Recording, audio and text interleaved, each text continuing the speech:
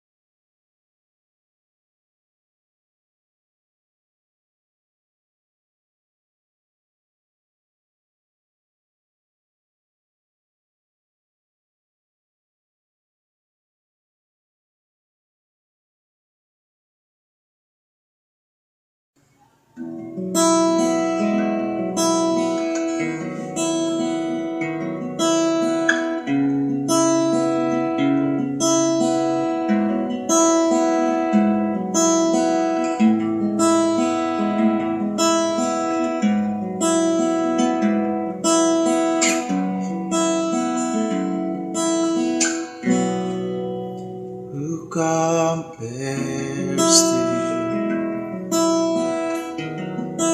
set the stars in their place. You calm the raging seas that came crashing over me. Who compares to you who bring the morning light, the hope of all the earth is rest assured in your great love. You are magnificent, eternally wonderful, glorious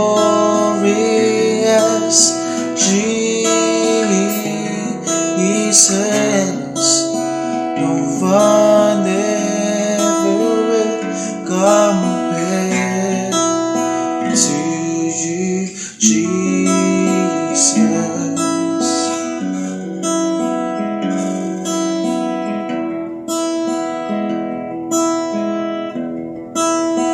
When the evening fades, you call for tongues of joy. As the morning wakes,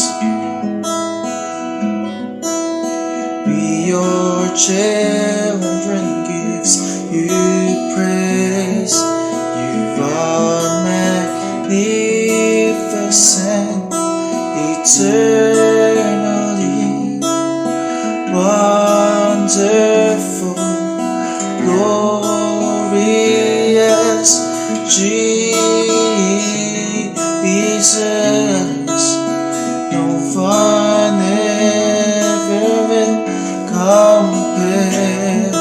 You are magnificent, eternally wonderful, glorious Jesus. No one ever will compare.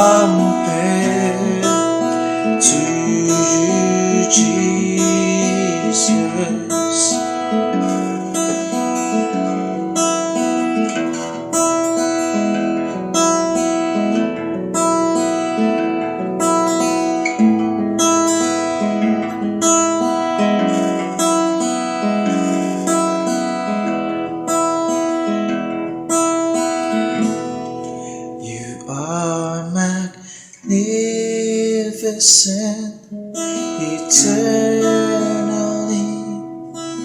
wonderful, glorious Jesus. No one ever will compare. You are magnificent, eternally wonderful, glorious Jesus. No one ever will compare to you, Jesus. No one ever will compare to you, Jesus. No one ever will compare to you, Jesus.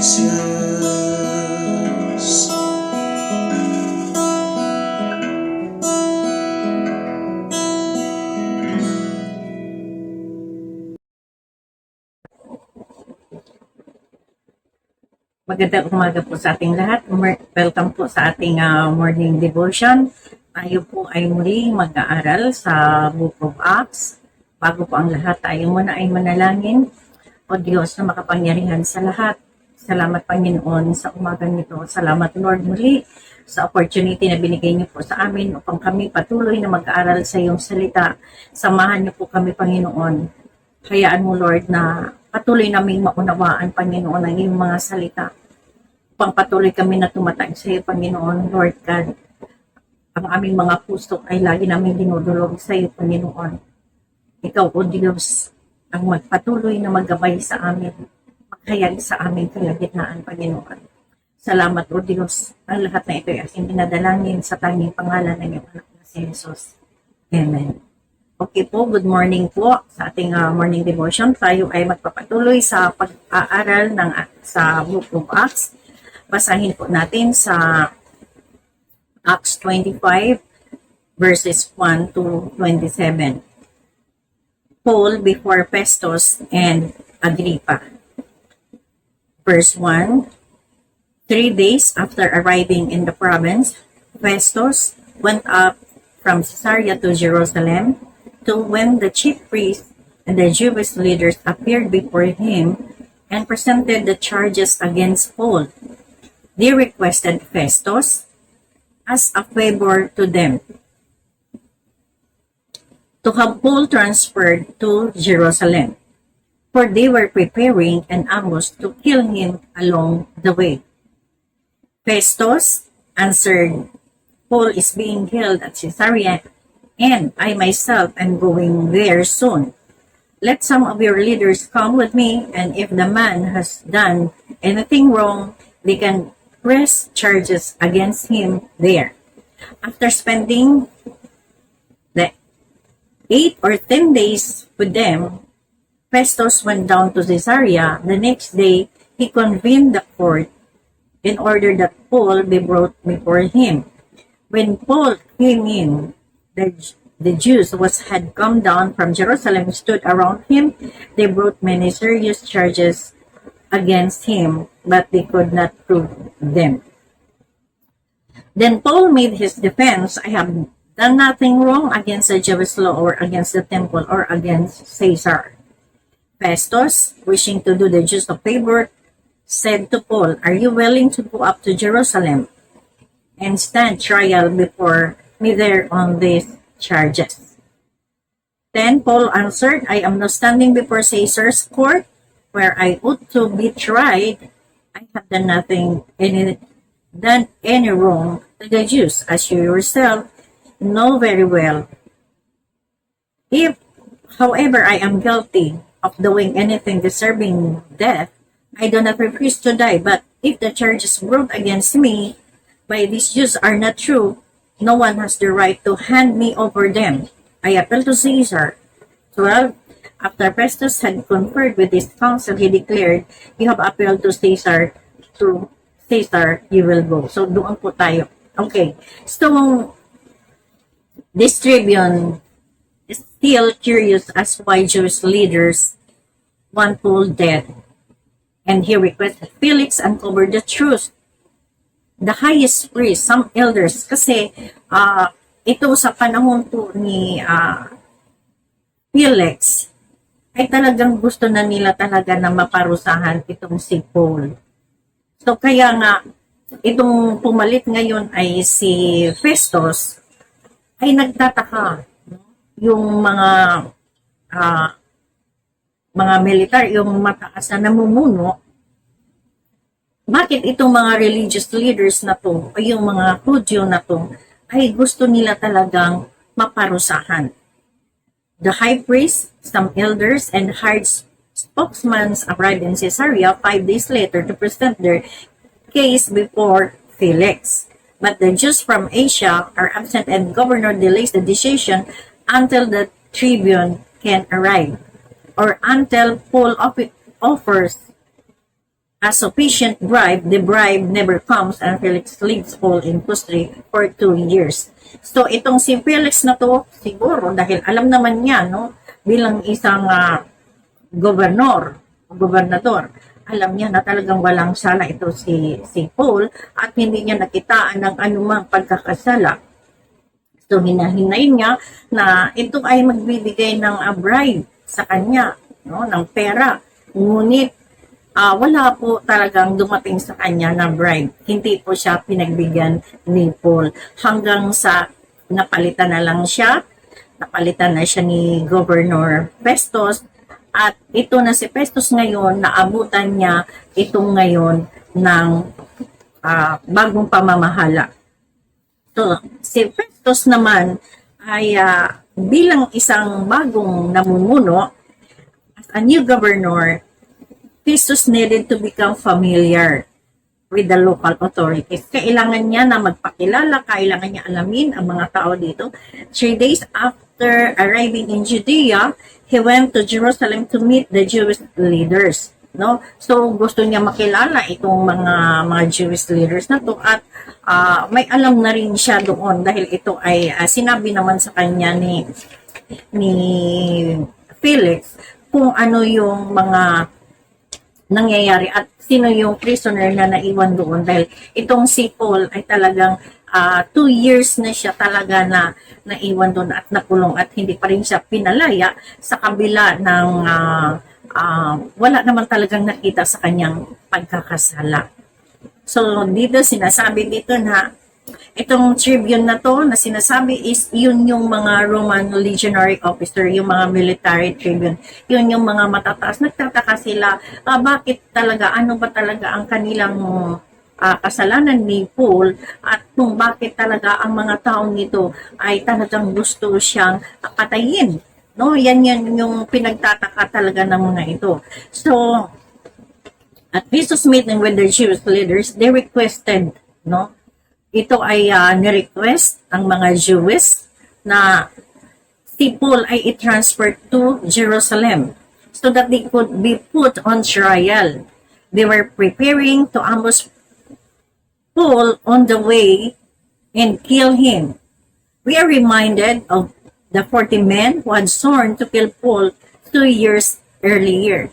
So, bago pa tayo dito sa chapter 25, doon sa chapter 20, 24, 23, ay, sa 24, ay talagang mayroon na talagang plano na talagang i-ambush nila si Paul, na talagang mayroon silang balak talaga na patayin, no? Ang sabi dito sa Acts 23, 14 verse 15, the plot to kill Paul. Ito na yung talagang plano na talagang pinaghahandaan nila, no? They went to the chief priests and the elders and said, we have taken a solemn oath not to eat anything until we had killed Paul. Now then, you and the Sanhedrin petition the commander to bring him before you on the next pretext of wanting more accurate information about his case. We are ready to kill him before he gets there.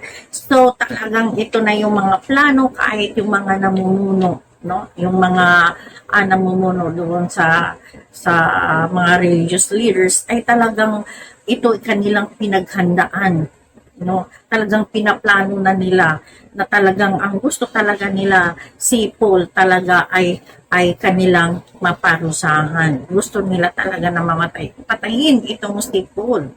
Kaya itong mga tribune na ito nagtataka kung bakit itong mga Hudyo na ito ay gusto nilang patayin, no? At gusto ito namang si Felix ay talagang gusto niya sabihin ng katotohanan na kung saan itong mga matataas na sacerdote na itong mga matatanda na ito ay talagang magsalita against kay Paul. Kaya pagkaraan ng 5 araw upang iharap ang kanilang kaso ni Felix, ngunit ang mga Hudyo mula sa isa ay hindi dumating. So ito yung sasaid pa ni Felix noon, yung nagta-transfer pa sila doon sa kay Festus. Pero hanggang sa yun na nga, dumating na yung time na si Festus na ngayon at wala talagang suhol na dumating at natanggap itong si Felix. So iniwanan niya si Paul na nakakulong. Festus succeeds Felix as governor and Paul pending case is one of his first concern. So ito na yung ni Festus na talagang halapin niya, no? Ito yung kanyang pinaka-concern ngayon, itong mga complaint ng mga Jewish leaders, no, na gusto siyang makausap. Kaya ang sabi ni Festus na sila ay mag-uusap, sila ay magkikita at pinuntahan muna ni Festus doon sa Jerusalem upang makilala itong mga matataas na katungkulan ng mga tao doon sa mga Hudyo, no? Ito yung mga namumuno ng mga elders. So, gusto makausap ni Festus. Festus in Jerusalem asked that bring Paul from Caesarea. Their purpose was to ambush Paul and kill him on the way. Festus hasn't even been to his new home yet, and he invites Paul accusers to go with him to Caesarea and get things squared away. Festus could see the charges against the apostle were specious, but wanting to have a good relationship with his new people, asked Paul to go to Jerusalem and stand trial. So ito namang si Festus, siyempre pinapakinggan niya din itong sa kabilang side, hindi yung side ni Paul, kasi nga gusto din niya na ma-meet itong mga taong ito at ayaw din niya na masira siya kasi siyempre baguhan pa siyang gobernador.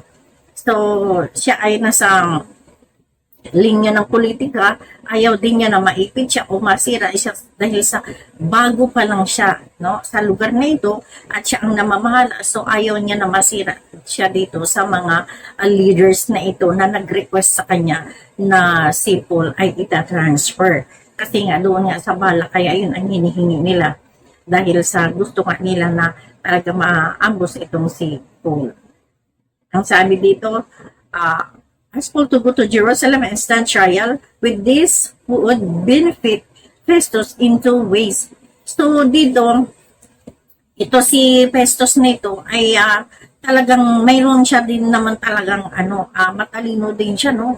Gusto din niya talaga na malabas siya sa ganitong kaguluhan na hindi magagalit sa kanya yung mga leaders, yung mga Jewish leaders, yung mga elders. At hindi rin niya madihado din si Paul kasi nga ayaw din niya dahil alam naman niya na si Paul ay walang sala. Dahil alam niya kung nakailang hearing na po si Paul, sa ilang trial na po, ay talagang hindi po napatunayan na si Paul ay nagkasala.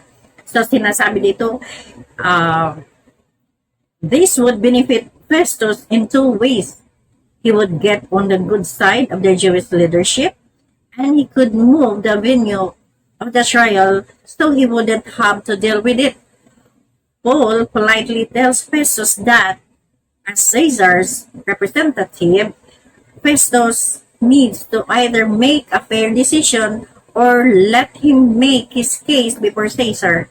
After concerning his advisors, Festus agrees to send Paul to Caesarea. So, ang nangyari nga ay talagang pumayag na talaga itong si Festus na talagang i-transfer na si Paul doon sa Caesarea kasi nga gusto niya na mapagbigyan din itong mga Jewish leaders na ito. So sabi dito sa 13, a few days later, King Agrippa and Bernice arrived at Caesarea to pay their respects to Festus. Since they were spending many days there, Festus discussed whole case with the king. He said, "There is a man here called Felix left as a prisoner. When I went to Jerusalem, the chief priests and the elders of the Jews brought charges against him and asked that he be condemned." So, itong nagkaroon ng mga ilang araw, dumating na itong si King Agrippa at sa kanyang sister na si Bernice, no, upang itong si Festus ay dalawin dahil sa ito nga siya ay bagong governor na nailagay doon. So, habang nandoon si King Agrippa ay nai-discuss niya, no, naikwento niya doon kay King Agrippa na itong mayroong isang tao na nakakulong na ito ay nasa pamamahala pa ni Felix. At hanggang ngayon ay nandito pa nakapulong na for 2 years at ito ay nire-request ng mga punong pari o yung mga elders na siya ay parusahan doon sa kanyang pagkakasala. So, verse 16, I told them that it is not the Roman custom to hand over anyone before they have faced their accusers and have had an opportunity to defend themselves against the charges. When they came here with me, I did not delay the case, but convened the court that the next day and ordered the man be brought in. 18. When his accusers got up to speak, they did not charge him with any of the crimes I had expected. 19. Instead, they had some points of dispute with him about their own religion and about a dead man named Jesus who Paul claimed was alive. I was at a loss how to investigate such matters, so I asked if he would be willing to go to Jerusalem and stand trial there on these charges. 21. But when Paul made his appeal to held over for the emperor's decision, I ordered him until I could send him to Caesar. 22. Then Agrippa said to Festus, I would like to hear this man myself. He replied, tomorrow you will hear him. So dito, naikwento ni Paul doon kay King Agrippa na ito nga itong mga nag-akusa kay Paul ay talagang siya ay maparusahan na. Pero ngunit na doon na sa kanilang nagharap-harapan na po sila ay hindi po niya talaga nakita, no? Wala po siyang nakita na itong si Paul ay nagkakasala, no, sa kanilang bayan po sa batas. Ngunit ang ipinaglalaban dito ng mga religious leader ay yung sinabi ni Paul. Ano ba yung sinabi dito ni Paul? No, ang sabi dito ni Paul, instead, they had some points to dispute with him about their own religion. Yung pong religion po ang sinasabi dito ng mga high priest, no? Yung mga punong pari. Sinabi dito, and about a dead man named Jesus who Paul claimed was alive. So ito po yung ikinagagalit dahil hindi po nila matanggap na si Jesus ay tao, namatay at nabuhay. Na si Jesus ay ang ating Diyos. Hindi po nila matanggap ang gospel na ito. So dahil dyan, si Paul ay kanilang kinamuhian. At yung kanilang galit ay talagang gusto nila si Paul, dahil si Paul ay lapastangan, ay gusto nila talagang maparusahan. Kaya sa pag-imbestiga ni Festus, ay wala po siyang makita. Wala siyang makitang pagkakasala o walang ebidensya na si Paul ay nagkasala. Kaya sinabi ni King Agrippa, sabi niya, oh, gusto niya makilala ang tao nito at marinig. No, marinig kinabukasan kung ang kanyang side. So nagkaroon po sila ulit ng pagkaharap. So Paul before Agrippa. 23. The next day, Agrippa and Bernice came with great pomp and entered the audience room with the high-ranking military officers and the prominent men of the city. So, si King Agrippa at saka itong si Bernice na kanyang kapatid ay talagang dumating, no? So, saka ito ay mga mayayaman na tao, no? Ito ay mga matataas na tao, mga royalty. So talagang sila ay pumasok, no, na marangyang kalagayan nila with high-ranking officials at yung mga officers at yung mga mayayaman sa lugar na yon. At the command of Festus, Paul was brought in. Festus said, King Agrippa and all who are present with us, you see this man. Ito si Festus ang nagsalita.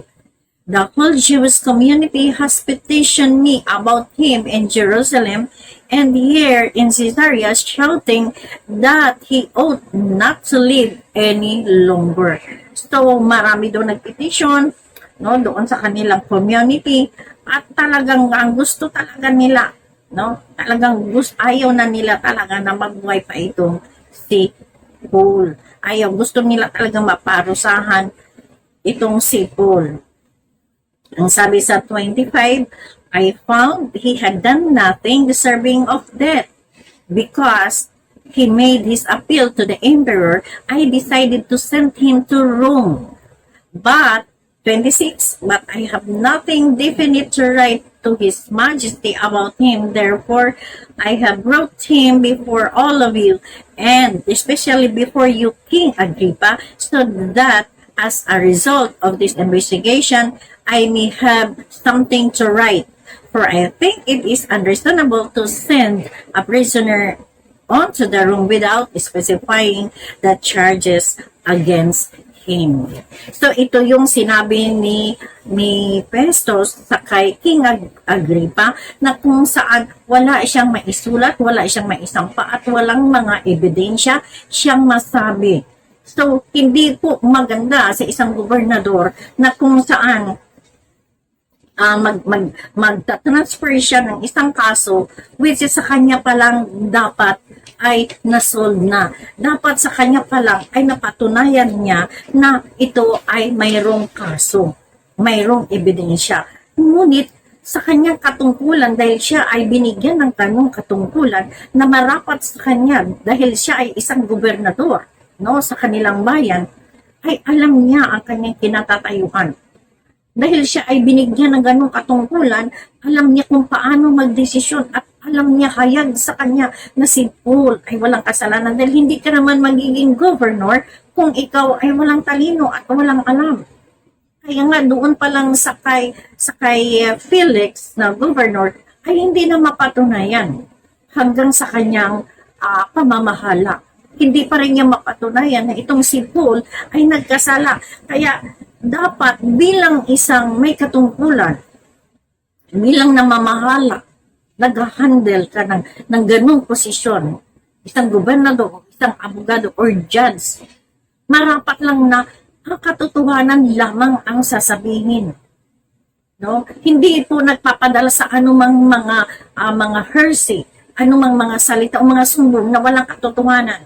Mababasa natin dito sa Micah 6 verse 8, ang sabi dito, itinuro na niya sa iyo kung ano ang mabuti. Ito ang nais ni Yahweh, maging makatarungan ka sa lahat ng bagay.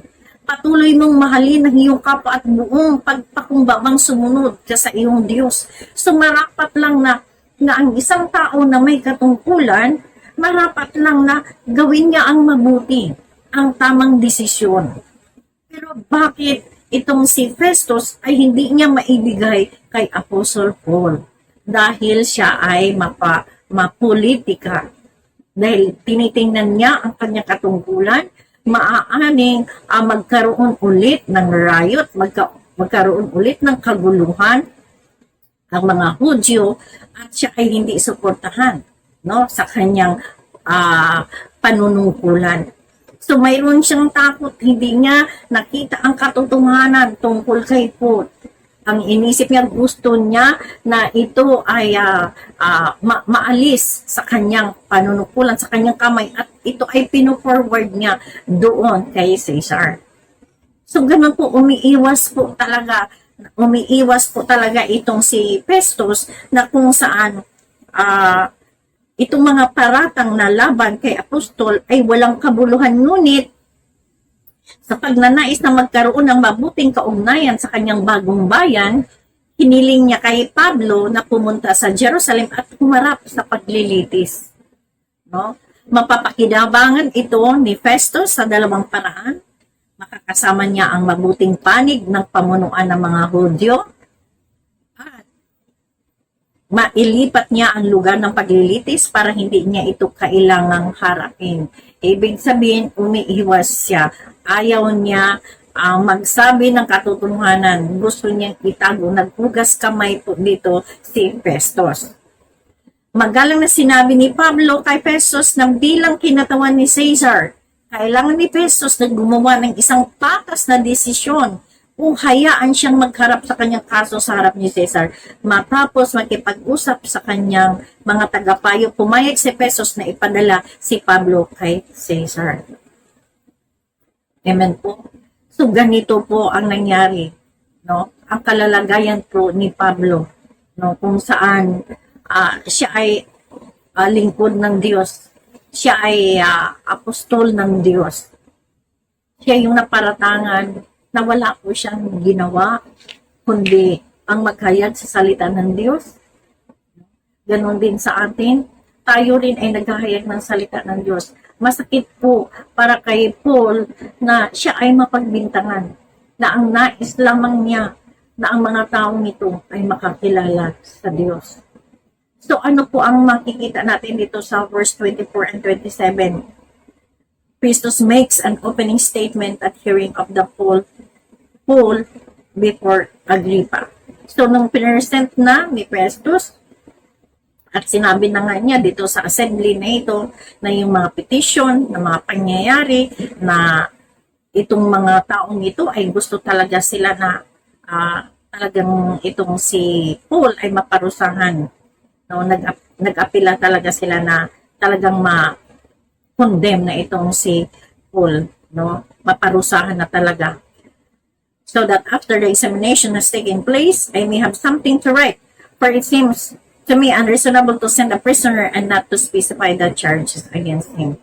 So kaya ang purpose niya, sinabi niya kay King Agrippa na ito ay nangyari na, mayroon na silang mga hearing at ito na yung side niya, ito na yung side ni Paul, ay para mayroon na po siya talagang maikatuwiran doon sa kay Caesar, na kung saan ito yung mga pangyayari. So ano pong nakikita natin dito sa verse 24 to 27? Una-una, sabi dito, when I found that he had committed nothing deserving of death.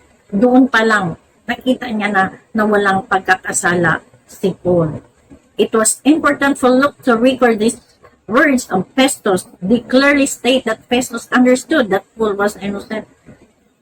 Sa kanya pa lang mismo, alam niya na si Paul ay inosente. Pangalawa, so that after the examination has taken place, I may have something to write. Ito yung kaparaanan niya na para mayroon siyang masabi. No? Gusto niya na maihanda. No? Ito yung mga susunod na trial kay Paul. Pangatlo, so that after the examination has taken place, I may have something to write para mayroon siyang sasabihin. So, napakasakla po ng kalagayan ng isang lingkod ng Diyos na kung saan ito ay hindi napakinggan. Ito ay hindi nirespeto. So, ang sinasabi dito is Ano ba ang ating nakikita dito? Ano yung mga pangyayari dito? What is ironic about? So ano yung mga kabaliktaran na mga nangyayari dito? Ang sabi dito, an apostle of Jesus Christ is treated as criminal, while criminals committing incest are treated as reality. Kasi itong si King Agrippa at saka itong si Bernice ay magkapatid. Ngunit nagkaroon po sila ng relasyon. So, mataas ang tingin sa kanila ng komunidad. Mataas ang tingin, mataas ang respeto. Ngunit itong si Paul na lingkod ng Diyos, siya ay tinatrato ng isang kriminal. Amen po. Ganun po ang panahon natin ngayon. Napabaliktad po ang lahat. No? Nagiging masama yung mabuti. Yung mabuti nagiging masama. Yung masama nagiging mabuti. So, an apostle of Jesus Christ is treated as criminal. No? Gusto nilang maparusahan. Gusto nilang mamatay si Paul. No? Sa pagkakasala na wala namang nakita. Walang nakitang pagkakasala sa kanya. At gusto nila ito makondem, maparusahan. Samantalang itong mga matataas na tao, nakarumal-dumal ang kanilang mga ginagawa, treated as royalty. Yan po ang kapanahunan ngayon.